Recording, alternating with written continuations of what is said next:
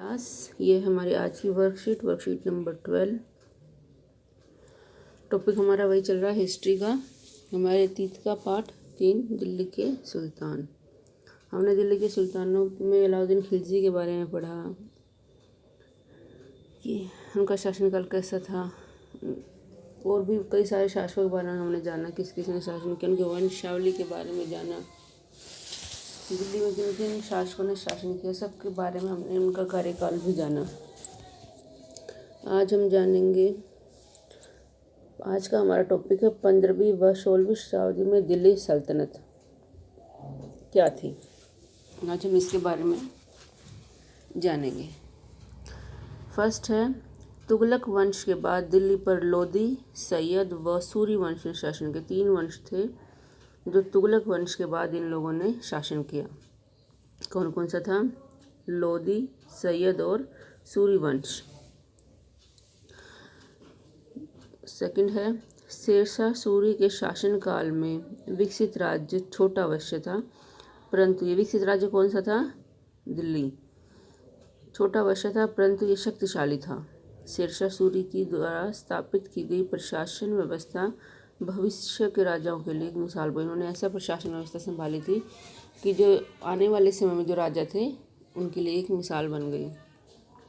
Third है, बंगाल, जौनपुर, मालवा, गुजरात, राजस्थान, दक्षिण भारत के अनेक राज्य एवं अफगान शासक दिल्ली सल्तनत के अंतिम वर्षों में अस्तित्व में। ये वो शासक थे जो दिल्ली सल्तनत का जो अंतिम समय आ गया था, जिसके बाद तो अंग्रेज़ों का शासन हो गया था, तो दिल्ली सल्तनत के अंतिम समय में ये अस्तित्व में आए थे। इससे पहले इनका कोई भी अस्तित्व नहीं था। अब हम यहाँ पर 2 शासकों के प्रशासन के बीच में तुलना करेंगे। पहले हैं अलाउद्दीन खिलजी और दूसरे हैं मोहम्मद तुगलक। ये दोनों ही दिल्ली के शासक रहे हैं। इन्होंने दिल्ली में क्या किया, कैसे संभाला, इसकी तुलना हम करेंगे। उन्होंने क्या क्या विकास किया, क्या क्या काम किए, किस तरह से उन्होंने दिल्ली प्रशासन किया, आज हम उसकी तुलना करेंगे। पहला हमारा अलाउद्दीन खिलजी, दूसरा हमारा मोहम्मद तुगलक। अलाउद्दीन खिलजी के बारे में पढ़ते हैं। उसने आक्रमण से बचाने के लिए अपनी विशाल स्थायी सेना खड़ी की। स्थायी होता है परमानेंट, जो हमेशा रहती है। तो जो अलाउद्दीन खिलजी थे उन्होंने एक बहुत बड़ी स्थायी सेना स्थापित की थी ताकि कोई भी उन पर आक्रमण करे तो वो लड़ सके। दूसरा है, उसने अपने सैनिकों के लिए सीरी नामक एक नए गैरिसन शहर का निर्माण किया। गैरिसन शहर हमने पढ़ा था स्टार्टिंग के टॉपिक में ही। गैरिसन शहर किसे कहते हैं आपको पता होना चाहिए गैरिसन शहर के बारे में। तो उन्होंने सैनिकों के लिए एक जगह है सीरी, वहाँ पर गैरिसन शहर का निर्माण किया जहाँ पर सैनिक रहते थे और किलेबंदी करते थे वहाँ पर रहकर। सैनिकों का पेट भरने की समस्या का समाधान किया। सैनिक भूखे नहीं मरते थे, उनका पेट भरने के लिए उन्होंने समाधान किया।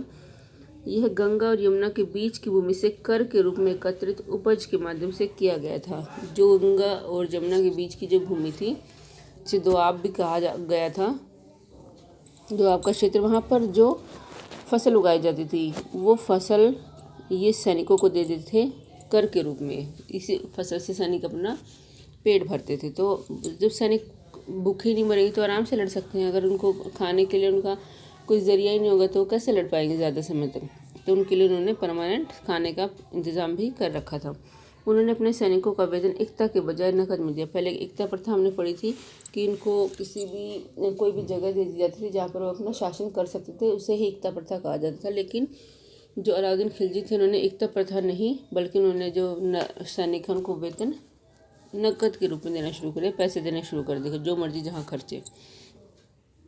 सैन्य सुधार, सेना में सुधार, राजस्व सुधार, और जो राज्य में जो पैसा आता, कर आता, टैक्स लगान के रूप में, टैक्स के रूप में, कर के रूप में, उनके प्रशासनिक उपाय काफ़ी सफल रहे। जो उन्होंने उपाय किए, सेना में सुधार किया, जो सैनिक थे उनको खाने का इंतज़ाम किया, उनको नकद पेमेंट देते थे, और जो कर के रूप में उन्होंने जो भी तरीके अपनाए वो सफल रहे। तो अलाउद्दीन खिलजी के बारे में कहा जा सकता है कि सफल शासक रहे, सफल सुल्तान रहे दिल्ली के।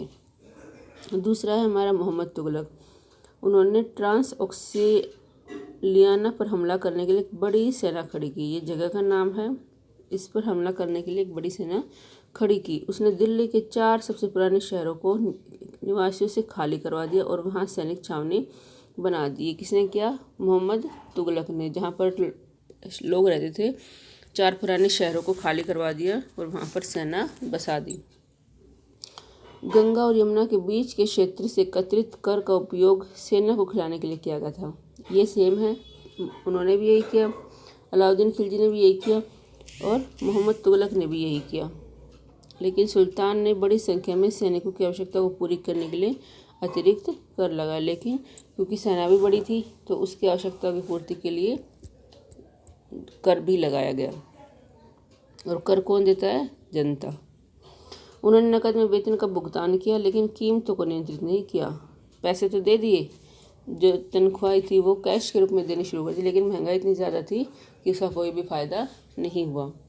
उनके प्रशासनिक उपाय असफल थे। उन्होंने जो भी उपाय किए अपने प्रशासन को चलाने के लिए वो सफल नहीं हुए। कश्मीर पर उसका आक्रमण पूरी तरह विफल रहा। उन्होंने कश्मीर पर आक्रमण किया था जो कि सफल नहीं रहा। फिर उन्होंने ओक्सियाना पर आक्रमण करने की अपनी योजना छोड़ दी और अपनी बड़ी सेना को भंग कर दिया। तो ये थे मोहम्मद तुगलक, जिन्होंने काम तो अच्छे करने की कोशिश की लेकिन वो सफल नहीं हुए।